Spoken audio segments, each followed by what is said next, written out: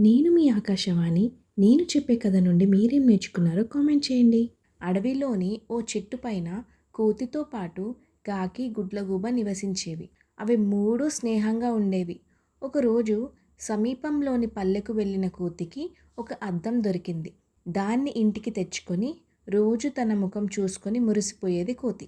అద్దం విషయం తెలిసిన రామచిలుక, నెమలి, పిచ్చుక, పావురం రోజు కోతి దగ్గరకు రావడం, అరటి పండ్లు ఇచ్చి వాటి ముఖాలు చూసుకోవడం చేసేవి. అది గమనించిన కాకి, గుడ్లగూబ, మిత్రమా, పదే పదే అద్దంలో నీ ముఖం చూసుకుంటూ మురిసిపోతున్నావు. ఆహారం కూడా నీ దగ్గరికి వస్తుండడంతో బద్ధకంగా తయారవుతున్నావు. ఇది సరైన పద్ధతి కాదు.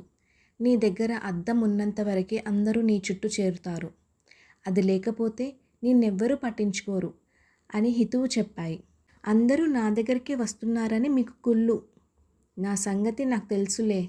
మీరేమి సలహాలు ఇవ్వనవసరం లేదు అని కటువుగా జవాబిచ్చింది కోతి. ఆ మాటకి కాకి, గుడ్లగూబ చిన్నబుచ్చుకున్నాయి.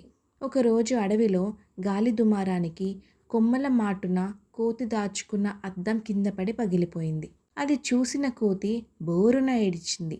కోతి దగ్గర అద్దం లేదనే విషయం తెలుసుకున్న పక్షులు క్రమంగా దాని దగ్గరకు రావడం మానేశాయి. అరటి పండ్లు తెచ్చి ఇవ్వడము ఆగిపోయింది. ఆ దిగులుతో కోతికి జబ్బు చేసింది. అయినా ఏ ఒక్క పక్షి పలకరించడానికి కూడా రాలేదు. అనారోగ్యంతో కోతి ఆహార సేకరణకు కూడా వెళ్ళలేకపోయింది. కోతి బాధను చూసిన కాకి ఆహారంతో పాటు కుందేలును అడిగి మూలికలు తీసుకొచ్చింది. రాత్రుళ్ళు గుడ్లగూబే కోతి బాగోగులు చూస్తూ ఉండేది. కొద్ది రోజుల్లోనే దానికి జబ్బు నయమైంది.